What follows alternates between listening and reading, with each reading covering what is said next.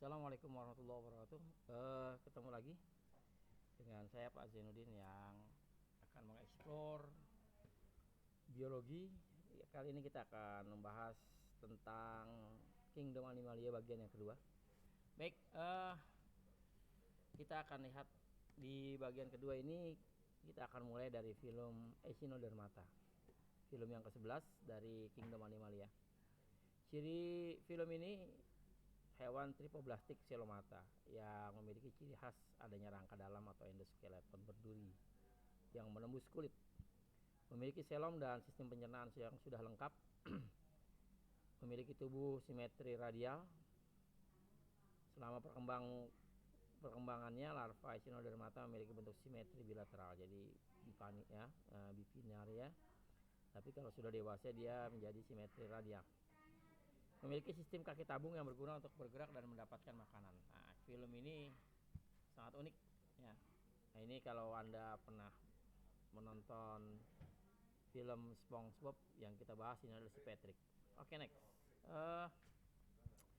Film Echinodermata ini ada 5 kelas, yaitu Crinoideae, Holothuriidae, Echinoideae, Asteroideae, dan Ophiuridae. Yang pertama kita bahas Holothuriidae. Ini memiliki tubuh simetri bilateral, alat pencernaannya sudah lengkap dan memiliki mulut dengan tentakel. Contohnya dari kelas Holothuriidae adalah Holothuriatra, Pseudocolocochirus ya, spesies. Nah, ini contohnya ya, tripang. Oke. Contoh yang pertama dari kelas Holothuriidae ini ya, mentimun laut atau tripang. Yang kedua kelas Echinoideae ya, tubuhnya berbentuk bola dan dapat bergerak bebas. Contohnya adalah bulu babi atau diadema ini ya, diadema spesies. Next, yang ketiga kelas Asteroideae. Ini tubuh pipih dan berbentuk bintang. Lapisan permukaan paling luar terdiri atas lapisan sel epidermal dan yang bersilia. Nah, di bawah kulit terluar terdapat endoskeleton. Contohnya bintang laut. Nah, ini Patrick nih. Yang keempat kelas Ophiuridae, hewan berbentuk bintang dengan lengan lurus, panjang dan fleksibel. Memiliki kaki ambulakral pada lengan pipanya. Contohnya adalah Ophiotrix fragilis dan Ophiopolis aculeate. Ya, ini aculeate ini bintang mengekor atau bintang berekor. Oke, kita masuk ke film yang ke-12. Film Chordata. Ada 3 hal yang membedakan film Chordata dengan film yang lain. Nah, ini tadi sebelumnya saya sudah bahas film yang mungkin secara klasifikasi lebih modern, lebih maju secara struktur fisiologi dan anatomi tubuh. Nah, kita masuk kepada film yang ke-12. Ini film Chordata. Ada 3 hal. Yang pertama, notochord, ada atau tangkai pendukung tubuh di bagian dorsal, tepatnya di bawah susunan saraf. Nah, pada hewan vertebrata semua embrionya memiliki notochord. Ada tali saraf atau nerve cord, yaitu suatu cekungan saraf di bagian atas dari notochord. Kemudian kantong insang paring atau pharyngeal gill fucus ya. Oke, film Chordata ada 4 subfilm, yaitu Hemichordata, Urochordata ya, atau disebut juga Tunicata, Cephalochordata, dan Vertebrata. Kita bahas yang pertama, subfilum Hemichordata. Hidup di dasar laut yang berpasir atau berlumpur. Bentuknya seperti cacing dengan belalai untuk melubangi lumpur atau pasir. Contohnya Balanoglossus ini cacing ya. Hemichordata. Yang kedua subfilum Urochordata. Habitatnya di laut. Ada yang bebas, ada juga yang melekat atau sesil. Contohnya Molgula, ini contohnya Molgula ini Urochordata.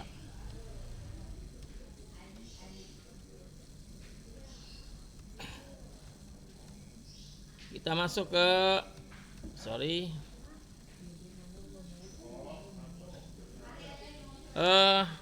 Cephalochordata. Yang ketiga ya, hidup di laut dan dapat berenang bebas. Tubuhnya agak transparan. Kemudian berkembang biak secara eksternal, contohnya Amphioxus atau ikan lancelet ya. Yang 4 subfilum vertebrata ini hewan bertulang belakang atau disebut vertebrata. Ini kelompok terbesar pada chordata. Ada 7 kelas: Agnatha, Chondrichthyes, Osteichthyes, Amphibia, Reptilia, Aves, dan Mamalia. Kita lihat. Yang pertama Agnatha. Dia tidak memiliki rahang, siripnya tidak berpasangan, rangka tubuhnya tersusun atas tulang rawan. Contohnya Bolistotrema stauti, ya, ikan lamprey, Petromyzon marinus, dan Ostracoderma, ini sudah punah. Nah, ini contohnya Petromyzon marinus. Yang kedua kelas Chondrichthyes, memiliki rahang, gigi yang banyak, sirip yang berpasangan, dan rangka dalam yang terbuat dari tulang rawan. Memiliki 5-7 celah insang di kedua sisi pada faring dan tidak memiliki katup insang seperti yang biasa ditemukan pada ikan bertulang sejati. Contohnya ikan hiu atau Squalus acanthias dan ikan pari manta hamiltoni. Nih, Squalus acanthias. Ya. Next, kelas Osteichthyes memiliki rangkai terdiri atas tulang keras. Dapat dibagi menjadi 2 kelompok, yaitu Sarcopterygii dan Actinopterygii. Contohnya lele Eclaquarius batrachus dan ikan mas Caprinus carpio. Nah. Yang keempat kelas Amphibia, menjalani hidup larvanya di air. Setelah dewasa hidup daratan, melakukan pembuahan secara eksternal. Hewannya ini Poikilotherium. Ya. Contohnya Amphibia, misalnya kodok atau Bufo melanostricus, katak hijau Rana pipiens, dan salamander Ambystoma. Ini contoh dari Rana pipiens, katak hijau. Kelas yang kelima kelas Reptilia, umumnya Poikilotherium, berdarah dingin. Reptilia menyimpan telur yang dilindungi oleh kulit tebal dan memiliki membran internal. Melakukan fertilisasi internal. Contohnya ular sanca atau piton, reticulatus, komodo, Varanus komodoensis, dan kadal serta agilis. Nah, ini gambar dari komodo. Yang keenam kelas Aves, seluruh tubuh dari burung ini ditutupi oleh bulu, kecuali kaki dan paruh. Burung tidak punya gigi, dia memiliki tembolok, memiliki sayap untuk terbang. Ada beberapa yang tidak dapat terbang, sifatnya homoiterium, ya, sudah berdarah panas.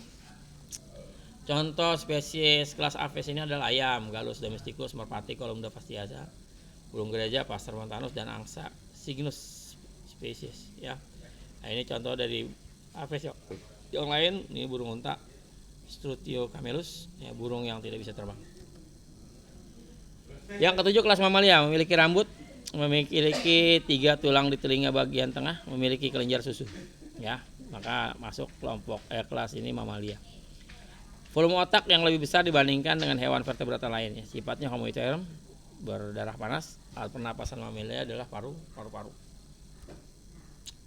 Nah, ini contoh dari Mamalia. Ini Mamalia ini Mamalia bertelur, ya, platypus. Ini Mamalia berkantung, dan ini Mamalia yang dapat terbang. Berdasarkan jenis makanan bentuk gigi, berikut beberapa ordo pada Mamalia. Monotremata, ini Mamalia berparuh, contohnya Platypus, Ornithorhynchus anatinus. Carnivora, ini Mamalia pemakan daging, contohnya kucing, ya, Felis domestica. Rodentia, Mamalia pengerat, contohnya tikus mencit, Mus musculus. Yang keempat Cetacea, ini Mamalia air, misalnya paus, ya, Balaenoptera spesies. Kemudian yang kelima Chiroptera, ini Mamalia bersayap, contohnya kelelawar, Biotes. Yang keenam Marsupialia, ini Mamalia berkantong, contohnya kanguru atau Macropus spesies. Proboscidae, Mamalia berporobosis, ya, contohnya gajah, ya, belalai, ya, Elephas maximus. Primata, contohnya bekantan, Nasalis larvatus. Nah, sekarang peran kingdom Animalia sebagai sumber makanan, ya. Seperti sebagian besar moluska, krustase, chordata ini merupakan sumber protein yang menguntungkan, ya.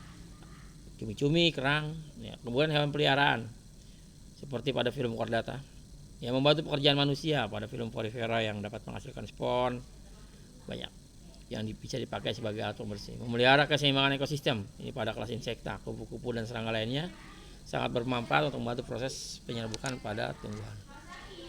Kesimpulannya, nah, jadi kingdom Animalia itu berdasarkan jaringan tubuh, struktur tubuh, simetri tubuh, perkembangan embrionik, hasil analisis molekuler, kemudian Ya, peranan mamalia itu untuk bahan pangan, sandang, bagian penting dalam ekosistem. Ia menjadi invertebrata, filum Peripera, Cnidaria, Ctenophora, Platyhelminthes, Rotifera, Lopoporata, ya, filum Nematoda, Annelida, Mollusca, Arthropoda dan Echinodermata. Sedangkan yang vertebrata dari Agnatha, Chondrichthyes, Osteichthyes, Amphibia, Reptilia, Aves sampai Mamalia. Inilah. Ini Anda bisa mencari informasi, menggali informasi melalui web yang saya sudah paparkan di sini. Nah, ini pembahasan tentang mamalia seri kedua. Animalia seri kedua. Ya, kita sudah bahas sampai ke bagian yang terakhir yaitu mamalia. Baik, demikian paparan saya. Terima kasih atas perhatiannya. Sampai ketemu lagi di pembahasan yang lainnya. Semoga bermanfaat. Salam sehat selalu. Assalamualaikum warahmatullahi wabarakatuh.